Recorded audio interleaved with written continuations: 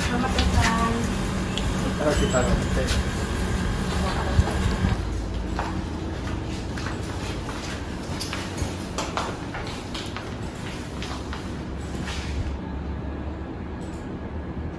Sidang Pengadilan Agama Kajian kelas 1B yang mengadili perkara perdata dalam tingkat pertama perkara nomor 13.PT.G/2023/PA Kajian antara Muhammad Muhibul Aman bin Soekarno melawan Fasihatul Falasifah binti Wayono pada hari ini Senin 8 Agustus 2023.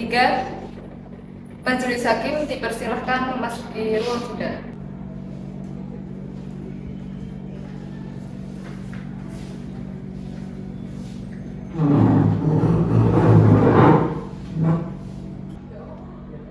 Yuk, gas, woi, hei.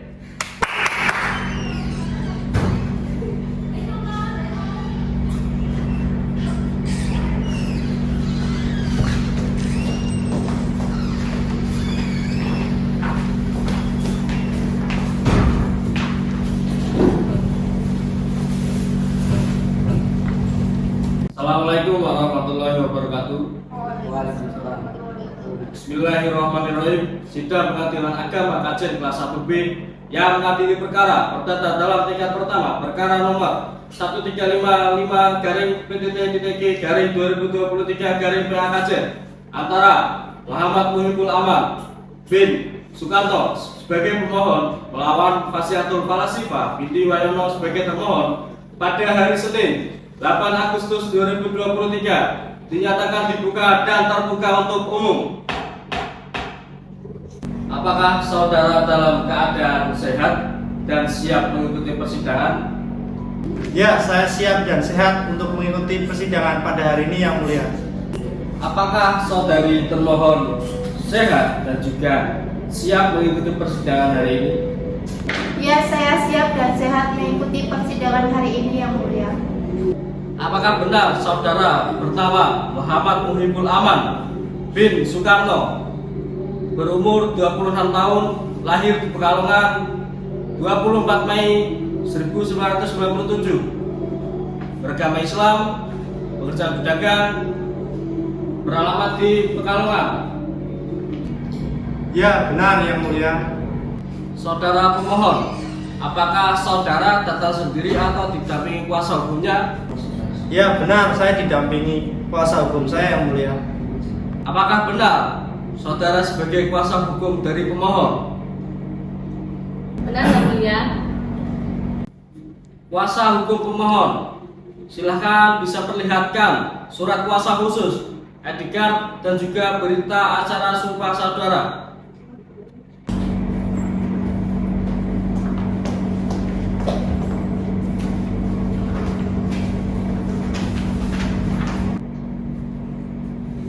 Apakah benar saudari termohon bernama Fasihatul Falasifah binti Wayono berumur 24 tahun, lahir di Pekalongan 2 April 1999, beragama Islam, pekerjaan ibu rumah tangga, tinggal di Dusun Kerajaan RT 001 RW 002 Kajen, Kecamatan Kajen, Kabupaten Pekalongan?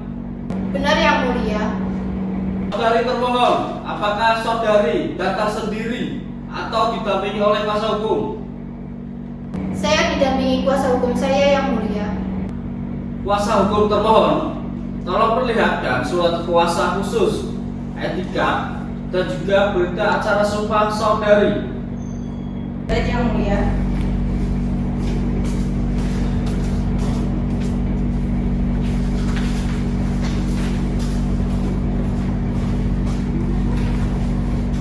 Apakah saudara pemohon dan juga termohon sudah mendapatkan surat panggilan untuk hadir pada persidangan hari ini? Sudah yang mulia. Sudah yang mulia. Jika begitu maka panggilan tersebut dinyatakan resmi dan juga valid. Saudara pemohon, coba pertimbangkan kembali apakah saudara ingin tetap cerai atau ingin berdamai dengan istrinya? Baik yang mulia, sebenarnya saya sudah berusaha melakukan musyawarah secara keluargaan, namun tetap saja tidak membuahkan hasil. Jadi saya ingin tetap melakukan perceraian ini yang mulia. Bagaimana saudari termohon?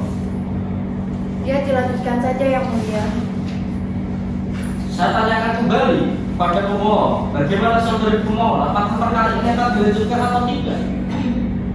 Baik, yang mulia tetap ingin melanjutkan perkara ini yang mulia. Baik, selanjutnya adalah pemilihan mediator. Untuk mediator itu pilih sendiri atau dipilihkan? Saya ingin dipilihkan saja dari pengadilan yang mulia. Bagaimana saudari termohon? Ya, saya dipilihkan saja yang mulia. Baik, karena kedua belah pihak menyetujui upaya mediasi sesuai dengan Perma Nomor 1 Tahun 2016. Demi kepentingan upaya mediasi, sidang ditunda. Sidang akan dilaksanakan pada hari Selasa 15 Agustus 2023 dengan agenda pembacaan hasil mediasi. Maka dengan ini sidang ditutup.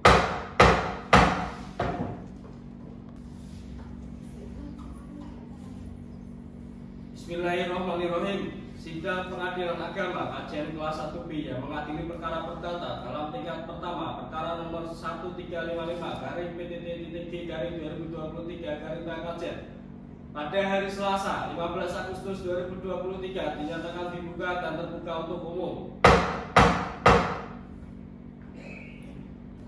Saudara pemohon, apakah Anda dalam keadaan sehat dan siap mengikuti persidangan pada hari ini? Ya, saya siap dan sehat untuk mengikuti persidangan pada hari ini yang mulia.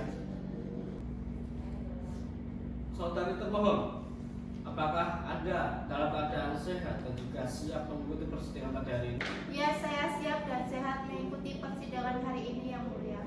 Saudara pemohon, apakah Anda sehat dan siap mengikuti persidangan pada hari ini? Sehat dan siap yang mulia. Saudari termohon, apakah Anda sehat dan siap mengikuti persidangan hari ini? Sehat dan siap yang mulia. Baik, sidang hari ini adalah penyampaian hasil mediasi. Bagaimana hasil mediasi kemarin, saudara pemohon? Tidak berhasil yang mulia. Saya ingin tetap melanjutkan perceraian ini. Bagaimana saudari termohon? Mediasi tidak berhasil yang mulia. Suami saya bersikeras ingin bercerai. Baik, karena mediasi telah dilaksanakan dan hasilnya gagal, maka sidang dinyatakan tertutup untuk umum. Agenda selanjutnya adalah pembacaan surat permohonan oleh saudara pemohon atau kuasanya. Apakah saudara termohon sudah menerima salinan surat permohonan pemohon? Baik, saudari termohon sudah menerima salinannya. Silahkan pemohon atau kuasanya membacakan surat permohonan secara lisan. Bagaimana? Baik, terima kasih yang mulia. Saya selaku kuasa hukum dari Muhammad Muhibul Aman bin Soekarno akan membacakan yang menjadi dasar diajukannya permohonan cerai talak ini adalah sebagai berikut. Yang pertama, bahwa pemohon dan termohon adalah suami dan istri yang sah berdasarkan kutipan akta nikah nomor 0699/79/X/2019 pada hari Jumat tertanggal 25 Oktober 2019 dari Kantor Urusan Agama Kecamatan Kajen, Kabupaten Pekalongan, Provinsi Jawa Tengah. Yang kedua, bahwa setelah akad nikah antara pemohon dan termohon hidup bersama yang merupakan milik dari pemohon selama kurang lebih 4 tahun pernikahan, tepatnya di Jalan Sutra nomor 3 RT 9 RW 2 Desa Bantar Kulon, Kecamatan Lebak Barang, Kabupaten Pekalongan. Yang ketiga, bahwa selama perkawinan berlangsung antara pemohon dan termohon telah melakukan hubungan sebagaimana layaknya suami dan istri dalam keadaan ba'da dukhul dan telah dikaruniai seorang anak laki-laki yang berusia 2 tahun bernama Muhammad Revandra yang lahir pada tanggal 2 Mei 2021. Yang keempat, bahwa semula kehidupan rumah tangga pemohon dan termohon selama 3 tahun masa perkawinan dalam keadaan rukun-rukun saja. Namun sejak Juli 2022 sampai permohonan ini diajukan, antara pemohon dan termohon mengalami pertengkaran dan ketidakharmonisan yang disebabkan oleh yang pertama, termohon pernah terpergok bersama dengan laki-laki idaman lain di salah satu hotel Dafam yang diketahui secara langsung oleh pemohon pada bulan Agustus 2022. Yang kedua, bahwa meskipun termohon diketahui telah melakukan zina atau perselingkuhan Namun dalam hal ini pemohon tetap memberikan maaf dan berusaha untuk menerima kesalahan termohon. Yang ketiga, bahwa termohon diketahui pernah mabuk dan berzina dengan selingkuhannya pada bulan Desember 2022 dan untuk kedua kalinya pemohon masih memberikan maaf dan kesempatan untuk memperbaiki demi mempertahankan keutuhan rumah tangga. Yang keempat, bahwa termohon pada bulan Februari kembali ketahuan melakukan perselingkuhan di Hotel Nirwana dengan pria yang sama.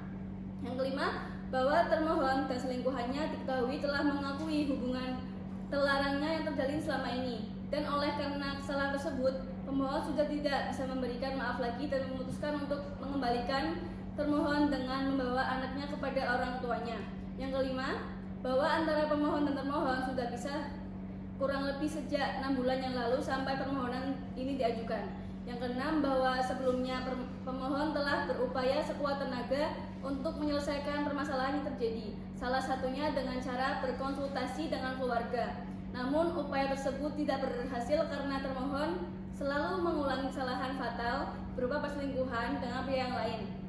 Sehingga tujuan dari perkawinan sebagaimana yang telah diamanatkan dalam pasal 1 UU nomor 1 tahun 1974, yaitu perkawinan adalah ikatan lahir batin antara seorang pria dan wanita sebagai suami istri dengan tujuan membentuk keluarga yang bahagia dan kekal berdasarkan ketuhanan Yang Maha Esa. Sudah tidak terwujud karena rumah tangga antara pemohon dan termohon tidak rukun sebagaimana mestinya. Yang ketujuh, bahwa cukup alasan kiranya bagi pemohon untuk mengajukan permohonan cerai talak dan mendapatkan putusan dari Pengadilan Agama Kajen, sebab pemohon sudah tidak sanggup lagi untuk hidup dengan termohon, sehingga lebih baik berpisah karena perceraian. Yang kedelapan, bahwa pemohon sanggup membayar seluruh biaya yang timbul akibat perkara ini sesuai dengan ketentuan peraturan perundang-undangan yang berlaku. Yang kesembilan, bahwa cukup alasan kiranya bagi pemohon untuk mengajukan permohonan cerai talak dan mendapatkan putusan dari Pengadilan Agama Kajen, sebab pemohon sudah tidak sanggup lagi untuk hidup dengan termohon, sehingga lebih baik berpisah karena perceraian. Yang ke-10, bahwa pemohon sanggup membayar seluruh biaya yang timbul akibat perkara ini sesuai dengan ketentuan peraturan perundang-undangan yang 10, bahwa pemohon sanggup membayar seluruh biaya yang timbul akibat perkara ini sesuai dengan ketentuan peraturan perundang-undangan yang berlaku. Maka berdasarkan hal-hal tersebut, mohon kehadapan Ketua Pengadilan Agama Kajen, Majelis Hakim memeriksa perkara permohonan cerai talak ini untuk memutus perkara tersebut yang amarnya berbunyi sebagai berikut. Primer, yang pertama, menerima dan mengabulkan permohonan cerai talak pemohon seluruhnya.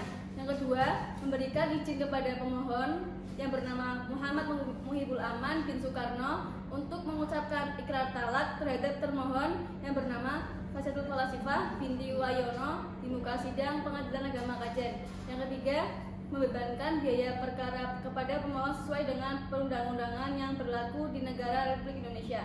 Subsidiar, dan apabila majelis hakim berpendapat lain, mohon putusan yang seadil-adilnya. Demikian atas terkabulnya permohonan cerai talak ini, pemohon menyampaikan terima kasih. Saudari termohon sudah paham dengan surat permohonan cerai talak yang diajukan oleh pemohon. Anda memiliki hak untuk menjawabnya. Apakah saudari termohon sudah siap mengajukan jawaban secara tertulis atau secara lisan?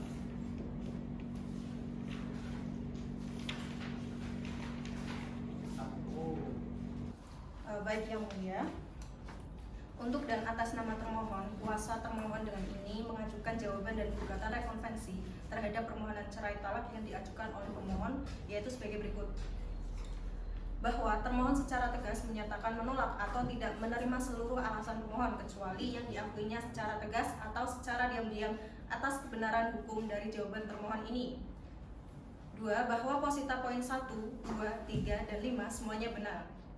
3. Bahwa posita poin 4 tidak semuanya benar. Bahwa benar posita poin 4.1 hingga 4.3 termohon pernah terpergok bersama dengan laki-laki idaman lain pada salah satu hotel Davam yang diketahui secara langsung oleh pemohon pada bulan Agustus tahun 2022. Bahwa tidak benar posita poin 4.1, posita poin 4.4 termohon pada bulan Februari kembali melakukan perselingkuhan di Hotel Nirwana dengan pria yang sama. Justru termohon melihat bahwa pemohon melakukan check-in di Hotel Nirwana dengan perempuan lain pada bulan tersebut. Bahwa benar posita poin 4.5 termohon telah mengakui hubungan terlarangnya yang terjalin selama ini kepada pemohon, karena termohon telah muak dengan perubahan sikap pemohon yang sudah tidak peduli dan tidak memberikan kasih sayang lagi terhadap termohon seperti di awal pernikahan. Kemudian pemohon mengembalikan termohon kepada orang tuanya. 4. Bahwa posita poin 6 tidak sepenuhnya benar. Pemohon tidak benar-benar menyelesaikan permasalahan dengan sekuat tenaga. Pemohon tetap tidak merubah sikapnya yang tidak peduli dan memberikan kasih sayang terhadap termohon, bahkan terhadap anaknya sendiri. Pemohon selalu pulang larut malam dan pergi pagi hari hingga tidak ada waktu untuk keluarganya.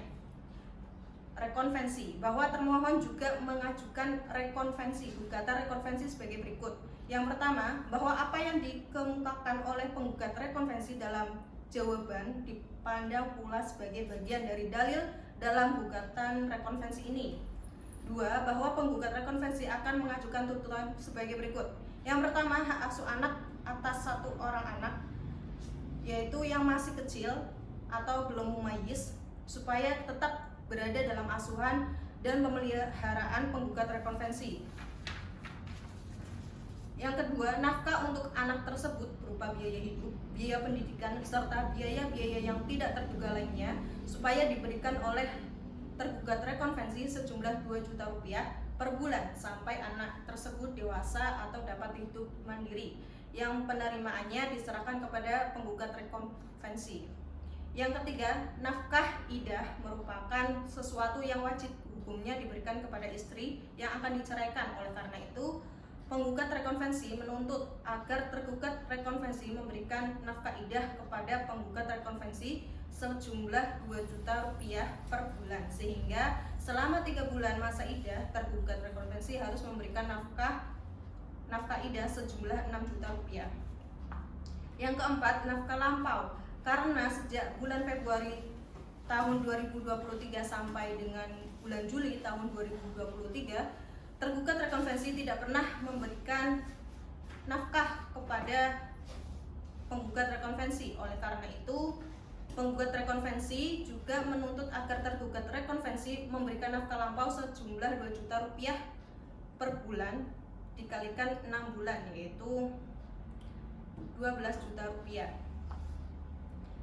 Yang kelima, mut'ah. Oleh karena perceraian ini dikehendaki oleh tergugat rekonvensi, maka penggugat rekonvensi yang telah mendampingi selama 4 tahun dan telah melahirkan 1 orang anak, maka penggugat rekonvensi mohon diberikan mut'ah sebesar 4 juta rupiah. Bahwa berdasarkan uraian tersebut, maka termohon konvensi atau penggugat rekonvensi memohon kepada majelis yang memeriksa dan mengadili perkara ini kiranya berkenan menjatuhkan putusan sebagai berikut. Dalam konvensi 1, menolak permohonan pemohon seluruhnya. 2. Membebankan biaya perkara menurut hukum. Dalam rekonvensi 1, mengabulkan gugatan penggugat rekonvensi seluruhnya. 2. Menyatakan 1 orang anak penggugat rekonvensi dan tergugat rekonvensi yang belum mumayyiz, sehingga hak asuh tetap berada dalam asuhan dan pemeliharaan penggugat rekonvensi. Yang ketiga, menghukum tergugat rekonvensi untuk memberikan nafkah untuk 1 orang anaknya sejumlah 2 juta rupiah per bulan sampai anak tersebut dewasa dan dapat berdiri sendiri, yang penerimaannya melalui penggugat rekonvensi. 4. Menghukum tergugat rekonvensi untuk membayar nafkah lampau selama 6 bulan terhitung sejak Februari sampai bulan Juli 2023 sejumlah 2 juta rupiah dikalikan 6 bulan yang totalnya 12 juta rupiah. 5. Menghukum tergugat rekonvensi untuk membayar nafkah idah sejumlah 6 juta rupiah. Yang keenam, menghukum tergugat rekonvensi untuk membayar mut'ah sejumlah 4 juta rupiah. Dalam konvensi dan rekonvensi membebankan biaya perkara kepada pemohon konvensi atau tergugat rekonvensi sesuai peraturan perundang-undangan yang berlaku. Atau jika majelis hakim berpendapat lain, mohon putusan yang seadil-adilnya. Terima kasih. Demikian jawaban dan gugatan rekonvensi ini kami sampaikan. Bagaimana saudara pemohon? apakah saudara sudah paham dan mengerti maksud jawaban dari saudari termohon? Baik, atas jawaban termohon tersebut, saudara pemohon memiliki hak untuk menanggapinya. Bagaimana saudara pemohon? Apakah saudara akan mengajukan replik secara tertulis atau lisan? Untuk dan atas nama pemohon, kuasa pemohon dengan ini mengajukan replik dalam konvensi dan gugatan rekonvensi terhadap permohonan cerai talak yang diajukan pemohon, yaitu sebagai berikut. Dalam konvensi, 1. Bahwa pemohon menolak seluruh dalil termohon, kecuali mengenai hal-hal yang diakui oleh termohon secara tegas dan tidak bertentangan dengan pendirian pemohon. 2. Bahwa pemohon tetap pada alasan permohonan pemohon dan membantah alasan termohon pada posita nomor 3 poin B yang merupakan pemutarbalikan fakta untuk mengaburkan fakta yang sebenarnya. 3. Bahwa dalil yang dikemukakan oleh termohon pada posita nomor 3 poin C adalah hal yang keliru dan tidak berdasar karena pemohon sebagai suami pada dasarnya selalu memberikan kasih sayang kepada termohon dan anak. Adapun perubahan sikap dari pemohon terjadi karena termohon berkali-kali melakukan perselingkuhan. Dalam rekonvensi, 1. Bahwa hal-hal yang tercantum dalam rekonvensi ini dianggap telah termasuk dan merupakan bagian yang tidak terpisahkan dengan jawaban dalam konvensi. Yang kedua, bahwa tergugat rekonvensi menolak seluruh dalil penggugat rekonvensi, kecuali mengenai hal-hal yang diakui oleh penggugat rekonvensi secara tegas dan tidak bertentangan dengan pendirian tergugat rekonvensi. 3. Bahwa dalil gugatan penggugat rekonvensi adalah hal yang keliru dan mengada-ngada karena A. Mengenai hak asuh anak tidak adil jika diberikan kepada penggugat rekonvensi karena penggugat rekonvensi tidak mempunyai pekerjaan tetap. Oleh karena itu, tergugat rekonvensi pemohon agar majelis hakim membagi hak asuh anak kepada tergugat rekonvensi dengan penggugat rekonvensi. B. Mengenai nafkah anak, tergugat rekonvensi sebagai seorang bapak tetap akan bertanggung jawab terhadap kehidupan anak-anak, namun tentunya akan disesuaikan dengan kemampuan ekonomi dan penghasilan dari tergugat rekonvensi. C. Mengenai nafkah iddah akan diberikan oleh tergugat rekonvensi kepada penggugat rekonvensi, namun jumlahnya disesuaikan dengan kemampuan dan penghasilan dari tergugat rekonvensi yang tidak tetap setiap bulannya. D. Mengenai nafkah lampau, tuntutan penggugat rekonvensi sangat tidak berdasar dan mengada-ngada karena selama ini kehidupan penggugat rekonvensi dan anak-anak tetap ditanggung oleh tergugat rekonvensi. E. Mengenai mut'ah, tuntutan penggugat rekonvensi ini sangat tidak berdasar karena manis pahitnya kehidupan rumah tangga telah dirasakan bersama. Namun karena sikap dan perilaku penggugat rekonvensi yang tidak pernah berubah, maka tergugat rekonvensi memilih untuk berpisah dengan penggugat rekonvensi. Bahwa berdasarkan hal tersebut, maka pemohon konvensi atau tergugat rekonvensi memohon kepada majelis hakim yang memeriksa dan mengadili perkara ini menjatuhkan putusan sebagai berikut. Dalam konvensi, mengabulkan permohonan pemohon seluruhnya. Dalam rekonvensi, menolak gugatan rekonvensi dari penggugat rekonvensi. Dalam konvensi dan rekonvensi, membebankan biaya perkara kepada pemohon konvensi atau penggugat rekonvensi. Terima kasih. Bahwa berdasarkan hasil pemeriksaan di persidangan di Pengadilan Agama Kajen kelas 1B yang telah berlangsung sejak hari Senin tanggal 3 Agustus 2023 hingga 22 Agustus 2023. Selanjutnya perkenankan kami untuk dan atas nama pemohon atau pemberi kuasa menyampaikan kesimpulan sebagai berikut. 1. Bahwa setelah kita melihat dan mendengar penjelasan dari pemohon dan termohon serta saksi-saksi dan bukti-bukti yang ada dari masing-masing prinsipal, sudah jelas dan terang bahwa keduanya untuk saat ini tidak mungkin untuk disatukan kembali dalam ikatan keluarga sebagaimana yang dianjurkan dalam agama Islam yang tercermin dalam pasal 1 Undang-Undang Nomor 1 Tahun 1974 Jul pasal 2 sampai 3 kompilasi hukum Islam.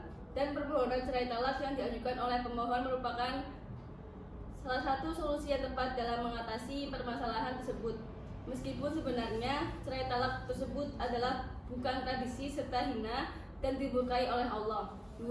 Bahwa keinginan pemohon untuk menceraikan termohon bukanlah karena hawa nafsu, akan tetapi jika tetap dipertahankan maka yang ada bukan kemaslahatan. tapi kemudaratan yang akan terjadi. 3. Bahwa langkah ini ditempuh juga demi masa depan pemohon dan termohon agar dapat menjalani hidup dengan damai tanpa perseteruan.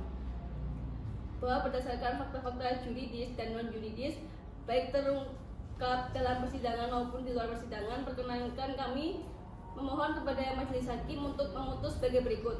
Primer, 1. Menerima dan mengabulkan permohonan pemohon untuk seluruhnya.